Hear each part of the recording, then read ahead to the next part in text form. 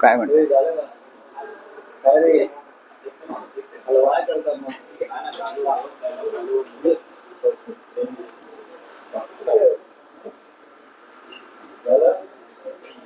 ये पंखा लावा रे मग ते आतल्या रूम मध्ये बसलं पाहिजे होतं मग चालू करायला पाहिजे तुम्ही करा ना चालू. अरे कसलं आहे काय थांब निघतो सगळा बोला काय ऑपरेशन सिंधू सुरूच राहील असं आपलं एअरफोर्स म्हणत आहे. आणि लष्करानं ज्या प्रेस कॉन्फरन्सेस कालही घेतल्या, आज महत्वाची दोन देशांच्या लष्करामध्ये संवादाची शक्यता व्यक्त केली जाते आहे. काय सांगाल या सगळ्या पार्श्वभूमीवर? बघा, संवाद किंवा ऑपरेशन सिंदूर याच्याविषयी मी आता काहीच बोलणार नाही. लष्कर एखादी कारवाई करत असेल तर ती लष्कराला दिलेली जबाबदारी आहे किंवा अधिकार आहे. या क्षणी देशातला प्रश्न इतकाच आहे की पाकिस्तानमध्ये जो विजयाचा जल्लोष सुरू आहे, पाकिस्तानमध्ये हिंदुस्थानमध्ये नाही, पाकिस्तानमध्ये पाकिस्तानचे प्रधानमंत्री, त्यांचे लष्कर प्रमुख, बरं का हे लावा रे, त्यांचे लष्कर प्रमुख यांची वक्तव्य आपण ऐक, त्यांच्या विजय मिरवणुका निघतात, फार वाईट वाटतंय, डोळ्यात पाणी येत आहे पाहून. हा काय प्रकार की पाकिस्तान युद्ध जिंकलाय, हिंमत कशी होते असं बोलण्याची, सांगण्याची? याला सर्वस्वी कारण आपण पाकिस्तान पुढे झुकलेलं नाही आहोत, तर आपण अमेरिकेपुढे झुकलेलो आहोत. प्रेसिडेंट ट्रम्प यांना आपण सरपंच म्हणून नेमलेलं नाही भारतानं. ते का आपले सरपंच नाही आहेत का फौजदार नाही आहेत? त्यांना फौजदारकी करायची ही अधिकार मोदींनी कसा काय दिलेला आहे? रोज ट्रम्प भारत, काश्मीर आणि पाकिस्तान विषयी आम्हाला सूचना करत आहे. प्रेसिडेंट ट्रम्पने आधी युद्ध थांबवलं, आम्ही ते त्यांचं ऐकलं. प्रेसिडेंट ट्रम्प आता म्हणतोय मी काश्मीरमध्ये मध्यस्थी करीन. प्रेसिडेंट ट्रम्पने शिमला करार वाचला पाहिजे आणि त्याआधी भारतीय जनता पक्षानं आणि नरेंद्र मोदींनी शिमला करार वाचला पाहिजे. हा द्विराष्ट्र करार आहे, शिमला करार, आणि त्याच्यामध्ये कोणतेही तिसरं राष्ट्र हस्तक्षेप करू शकत नाही. जे काय होईल ते दोन राष्ट्रांमध्ये चर्चा होईल. यात प्रेसिडेंट ट्रम्प ही थर्ड पार्टी आली कुठून आणि कारण काय? आणि आम्ही त्यांना आमच्या काश्मीर हा आमचा अंतर्गत विषय आहे, काश्मीर हा आमचा देशाचा अंतर्गत बाब आहे आणि त्याच्यामध्ये प्रेसिडेंट ट्रम्प असेल किंवा प्रेसिडेंट पुतीन असेल किंवा अजून कोणी असतील, त्यांना हस्तक्षेप करण्याची गरज नाही. आम्ही समर्थ आहोत. जर आमचं लष्कर समर्थ असं आम्ही म्हणतो, मग प्रेसिडेंट ट्रम्पला यात लक्ष घालण्याची गरज नाही किंवा सरपंच म्हणून जबाबदारी स्वीकारण्याची गरज नाही. ते त्यांच्या गावचे पाटील, आम्ही आमच्या गावचे पाटील, सरपंच. पण नरेंद्र मोदी यांच्या सरकारनं जी बोटचेपी भूमिका घेतलेली आहे त्याच्यामुळे प्रेसिडेंट ट्रम्प भारतामध्ये घुसलेला आहे. हे अत्यंत देशाच्या सार्वभौमतेचं दुर्दैव आहे. तुम्ही म्हणताय काहीतरी सौदा झालाय आणि त्याच्यामुळे अशी भूमिका घ्यावी. आता हा सौदा काय झालाय भविष्यात कळेल. कोणावरचे खटले काढून घेतले जात आहेत, अमेरिकेत असलेले किंवा अजून काय कोणाला मिळत आहे. अमेरिकेत पण कोणाला काय कामं धामं उद्योगपतींना मिळत आहेत, विशेषतः जे खटले चालू आहेत ब्रायबरीचे,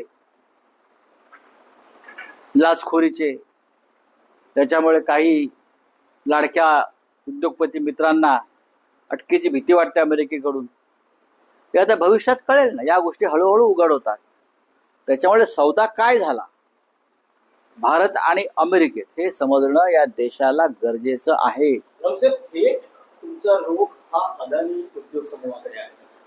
मी आता कोणाचं बघा असं आहे की या क्षणी नाव घेणं हे चुकीचं आहे. युद्ध चालू आहे ना, ऑपरेशन सिंदूर सुरू आहे, पण भारताच्या अंतर्गत बाबीमध्ये काश्मीरच्या संदर्भात प्रेसिडेंट ट्रम्प आणि अमेरिकेने नाक खुपसणं हा आमच्या स्वातंत्र्याचा, हा आमच्या संसदेचा, हा आमच्या ज्याला आम्ही सार्वभौमत्व म्हणतो बरं का, संप्रभुता, हा त्याचा सरळ सरळ अपमान आहे. मिस्टर मोदी हे संसदेचं विशेष अधिवेशन बोलवायला तयार नाही, पण या देशातल्या घडामोडीची प्रत्येक माहिती प्रेसिडेंट ट्रम्पला दिली जाते आणि त्याच्याकडून सूचना येतात. हा संसदेचा अपमान आहे आमचा. पण राऊतसाहेब, आतापर्यंत तुम्ही केंद्रीय गृहमंत्री अमित शहा यांच्या राजीनाम्याची मागणी करत होता, आता तर तुम्ही पंतप्रधानांच्या राजीनाम्याची मागणी करता. का करू नये? का करू नये? अमित शहा हे देशातल्या अंतर्गत हल्ल्यांसाठी जबाबदार आहेत. 26 निरपराध पर्यटकांची हत्या पेलगावमध्ये झाली, त्याला जबाबदार पूर्णपणे देशाचे गृहमंत्री आहेत. हा त्यांचा राजीनामा. आणि या युद्धात ज्या पद्धतीनं आम्ही आधी गर्जना केल्या आणि आमचं सैन्य पुढे गेलं, त्यांचे पाय खेचण्याचं काम जर आता कोणी केलं असेल आणि प्रेसिडेंट ट्रम्पला जर मध्ये घुसवलं असेल, त्याला जबाबदार आमचं परराष्ट्र धोरण आणि आमचं प्रधानमंत्री कार्यालय असेल. तर मला असं वाटतं की लोकांच्या या भावना आहेत. तुम्ही लाहोर कराचीवरती तिरंगा फडकवण्याची भाषा केली होती ना, आणि आज तिथे आमच्या विरुद्ध विजयाचे मोर्चे निघत आहेत. एक भारतीय म्हणून आम्हाला दुःख होणारच. पण राऊतसाहेब, दोन्ही देशांकडून युद्धविरामाची घोषणा होण्याआधीच ट्रम्प हे ट्विटरच्या माध्यमातून, हाच तर सगळ्यात मोठा घोटाळा आहे ना, घोळ आहे. या देशाला माहित नाही, या देशाच्या प्रमुख मौका किसने और क्यों? अब ये मौका फिर नहीं मिलेगा पाकिस्तान को खत्म करने का. पाकिस्तान में जो जश्न मनाया जा रहा है उसके लिए जिम्मेदार प्रेसिडेंट ट्रम्प है. और प्रेसिडेंट ट्रम्प के जो पिल्ले है, यहाँ पिल्ले देश में वो है. प्रेसिडेंट ट्रम्प को अधिकार नहीं है. भारत पर जो हमला हुआ है, हमारे लोग मारे गए, हमारे बहनों का सिंदूर वो लोगों ने सौभाग्य खत्म कर दिया है, उनका बदला लेने का अधिकार हमको है. हुई प्रेसिडेंट ट्रम्प कि हमको ये रोक लिया उसने, और हमारे लोग प्रेसिडेंट ट्रम्प के दबाव में आकर हमारा संघर्ष विराम करते हैं. ये ठीक नहीं है. अमेरिका की संरक्षण मंत्री ये बयान करती है कि भारत और पाकिस्तान के बीच अमेरिका पहल नहीं करेगी, लेकिन इस बयान को 24 घंटे नहीं होते तो प्रेसिडेंट ट्रम्प ये ऐलान कर देते हैं कि युद्ध खत्म हुआ. हाँ, स्टेट सेक्रेटरी अमेरिका की और वाइस प्रेसिडेंट वांस दोनों ने ऐलान किया है कि भारत पाकिस्तान युद्ध से हमारा कोई ताल्लुक नहीं है, संबंध नहीं, हम उसमें नहीं बीच में आ जाए. ये बार बार कहते रहे. आप उनके ट्वीट देखिए, एक्स अकाउंट देखिए, और अचानक 24 घंटे में प्रेसिडेंट ट्रम्प ऐलान करते हैं कि मैंने युद्ध रोक दिया है. अमेरिका के पापा, बीजेपी वालों के नए पापा वह रुकवा देते हैं. हाँ, अभी नए पापा है बीजेपी वालों सरकार के, वो पापा ने वह रुकवा दिया. खुश है ये लोग, और वहाँ पाकिस्तान में लोग जश्न मना रहे हैं. क्या सौदा क्या हो गया है? ऐसी क्या नौबत आ पड़ी कि प्रेसिडेंट ट्रम्प को आपने मध्यस्थता के लिए चुना? क्या है? हमारे पास जानकारी है. उससे क्या फायदा, किसको फायदा, किसके ऊपर के जो वहाँ जो केसेस चल रहे हैं ब्राइबरी के, वो पीछे लेने की बात चल रही है. अब पता चलेगा आपको. नहीं, लेकिन आपका सीधा रुख ये अदानी उद्योग समूह के, अगर आपको ऐसा लगता है तो आप वो खबर चलाइए. अगर आपके मन में ये शंका है तो एक अच्छे पत्रकार के नाते आप ये खबर चलाइए. होने दो, वो बातचीत होती रहती. देखो, चाइना से भी इस प्रकार की बातचीत होती है. जो बॉर्डर स्टेट है, नेशन है, उससे हमेशा इस प्रकार की बातचीत होती रहती है. सुरत त्यांच्या सुरू आहे. जे आमच्या बरोबर यायला तयार आहेत त्यांना बरोबर घेऊ, नाहीतर त्यांच्याशिवाय हा संघर्ष सुरूच आहे. बाळासाहेब ठाकरेने सुद्धा हाच संघर्ष केला. आम्ही त्यांच्याबरोबर आयुष्यभर काम केलेली माणसं आहोत बाळासाहेब ठाकरेंबरोबर. नाही, पण राऊतसाहेब, या संघर्षात शरद पवार तुमच्या बरोबर नसतील तरीही शिवसेना, बघा, आम्ही राजकारणामध्ये, आम्ही महाविकास आघाडीमध्ये एकत्र आहोत, ते राहू. मी म्हणतोय संघर्षाविषयी. संघर्ष करणं हे येरा गबाळ्याचं काम नाही. आमचा जन्म संघर्षासाठी झालेला आहे आणि तो संघर्ष शिवसेनेच्या पाचवीला पुजलेला आहे.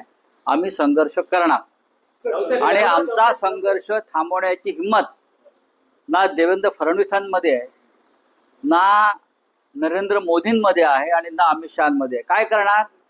काय तुरुंगात टाकतील ना, याच्या पलीकडे काय करणार? आम्ही घाबरत नाही. रावसाहेब, एक मराठी प्रश्न आहे की गेल्या काही दिवसात जो विषय मागे पडला होता राज ठाकरे उद्धव ठाकरे एकत्र येण्याविषयीचा, मध्यंतरीच्या काळात दोन्ही ठाकरे बंधू परदेशात होते, परदेशातून आता ठाकरे बंधू आलेले आहेत, तर राज ठाकरे उद्धव ठाकरे एकत्रीकरणाच्या किंवा युतीच्या चर्चेला आता पुढे सुरुवात होईल का? सुरुवात कोणी केली होती? सुरुवात कोणी केली होती या चर्चेला? सुरुवात कोणी केली? प्रतिसाद कोणी दिला? सुरुवात कोणी केली? सुरुवात राज ठाकरे यांनी केली. 2 ओळीच्या वाक्यातून सुरुवात झाली. आम्ही सकारात्मक प्रतिसाद दिला पूर्ण वेळ, आजही देतो. आता पुन्हा सुरुवात त्यांनीच करायची आहे. म्हणजे तुम्हाला अपेक्षा आहे की आता त्यांच्याकडून काही सकारात्मक प्रतिसाद यावा आणि त्यानंतर बघा, मी असं म्हणतो की अजून त्यांच्या ज्या चर्चा सुरू आहेत, 2 दिवसापूर्वी ते देवेंद्रजींना भेटले, ते त्यांचे जे काय जुने नाती गोती संबंध आहेत त्याच्याशी चर्चा करतायत, ते पूर्ण होऊ द्या. कदाचित ते त्यांना सांगायला गेले असतील आता आपलं नातं संपलं म्हणून. ते एकदा पूर्ण झालं की आम्ही आहोतच ना, आम्ही कुठे जातो?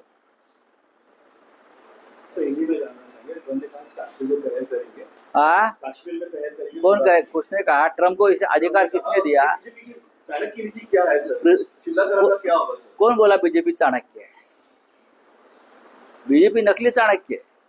ऐसे नकली चाणक्य बहुत घूमते हैं राजनीति में. प्रेसिडेंट ट्रम्प को ये अधिकार किसने दिया कि वो कश्मीर मामले में हस्तक्षेप करेंगे? कश्मीर प्रेसिडेंट ट्रम्प ने और उससे पहले मिस्टर नरेंद्र मोदी, अमित शाह जी, जो हमारा एक शिमला करार हुआ था, शिमला अकॉर्ड 1971 के बाद इंदिरा जी किया था, वो पढ़ लीजिए. उसमें दो राष्ट्र में ही चर्चा होगी, तीसरा राष्ट्र उसमें नहीं आएगा हस्तक्षेप करने को. ये हमारे शिमला एग्रीमेंट में एक महत्वपूर्ण एक सेक्शन है, वो पढ़ लीजिए. प्रेसिडेंट ट्रम्प को सरपंच किसने बनाया, मुखिया किसने बनाया? हमारे यहाँ गांव में पाटिल रहते हैं, पाटिल चौधरी गांव में. प्रेसिडेंट ट्रम्प को क्या हमने चौधरी बनाया है क्या? कहाँ भी घुस जाते हैं. हमारी सेना, हमारी फौज सक्षम है, वो कर लेगी. चाहे हमारी पॉलिटिकल लीडरशिप कमजोर हो, लेकिन सेना सक्षम है. ठीक है. साहब, इससे पहले आप केंद्रीय गृह मंत्री अमित शाह का इस्तीफा मांग रहे और थे. क्या पार्टी में मोदी जी नहीं रहते हैं, पाकिस्तान के जो राष्ट्रपति है वो देश को समझे, पर मोदी जी ने भी कुछ नहीं कहा है. मोदी जी को टाइम है. बिहार चुनाव से पहले वो संबोधित जरूर करेंगे. बिहार चुनाव से पहले 1 महीना पहले वो जरूर देश को संबोधित करेंगे. मोदी जी बहुत होशियार आदमी है, बहुत होशियार आदमी, व्यापारी.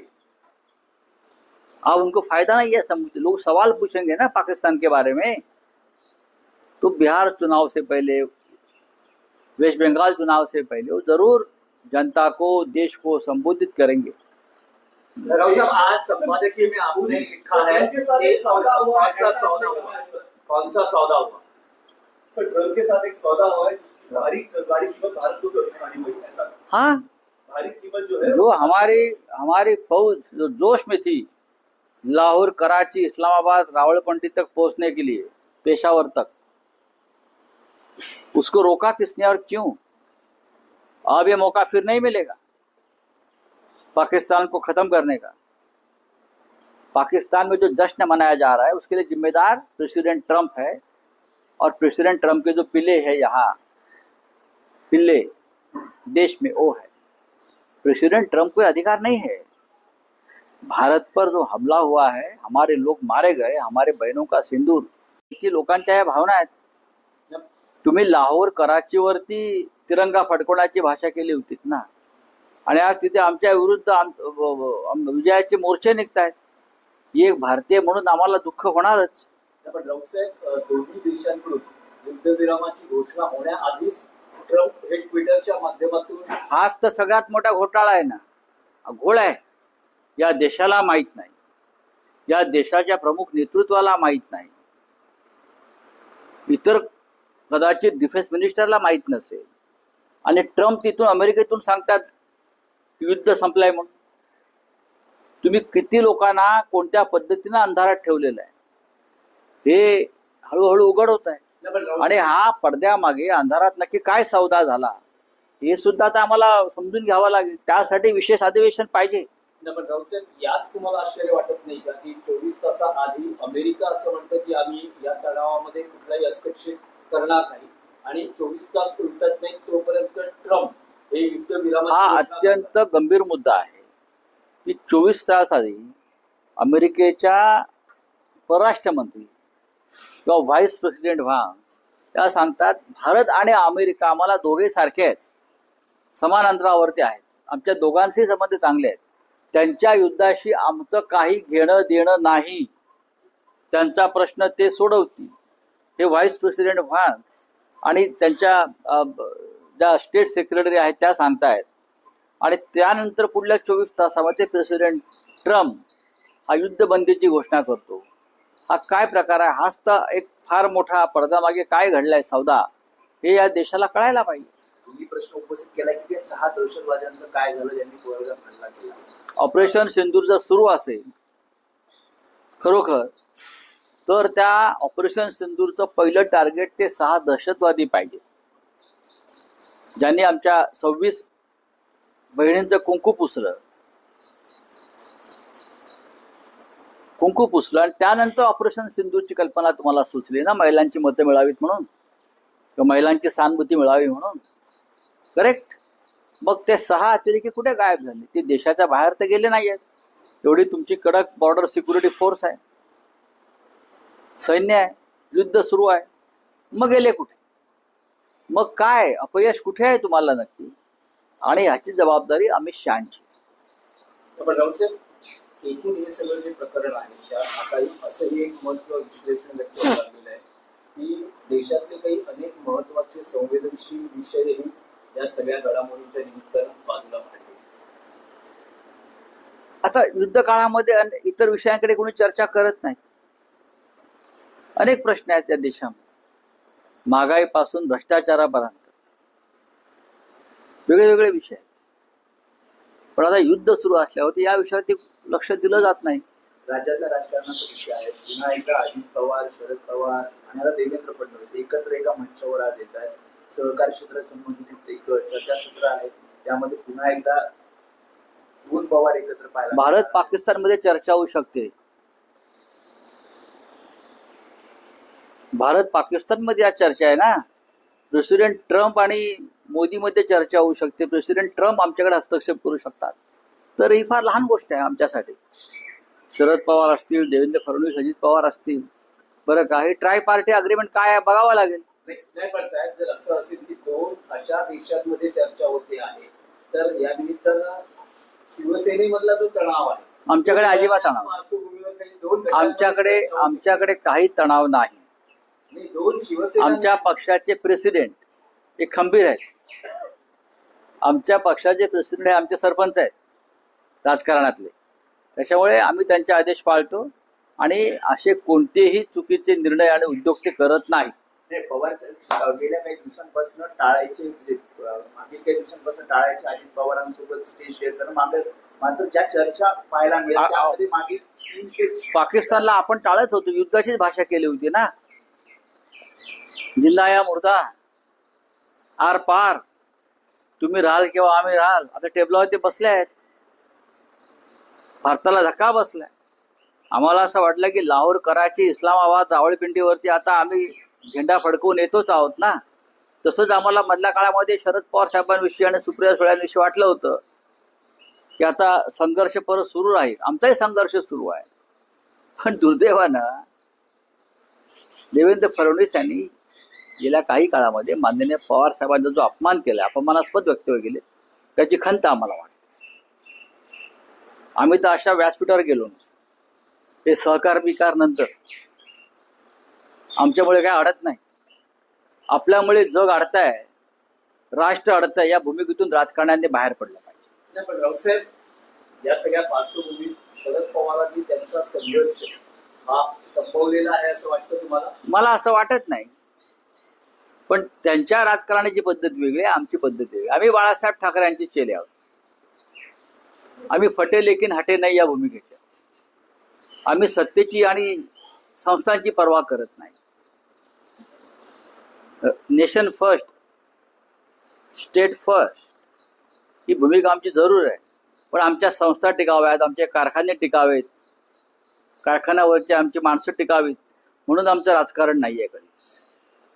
आमचं राजकारण हे गरीब फाटक्या लोकांचं राजकारण आहे, जे येतील ते आमच्याबरोबर, नाही तर त्यांच्याशिवाय. हा वीर सावरकरांचा मंत्र जो आहे तो आमचा फिरण असतात. आलात तर तुमच्या बरोबर, नाही तर तुमच्या शिवाय. हे तुमचं विधान अत्यंत महत्वाचं आहे. आल्यात तर तुमच्या बरोबर किंवा तुमच्या शिवाय, हे अत्यंत, म्हणजे शरद पवारांशिवाय सुद्धा तुमचा संघर्ष सुरू राहील का? नाही, आम्ही संघर्ष करणारच आहोत. आमचा संघर्ष या देशामध्ये लादलेल्या हुकुमशाही विरुद्ध आहे. आमचा संघर्ष ज्यांनी आमचे पक्ष फोडले, ज्याने बाळासाहेब ठाकरेंचा पक्ष फोडला, ज्याने बाळासाहेब ठाकरेंनी निर्माण केलेला हा महाराष्ट्र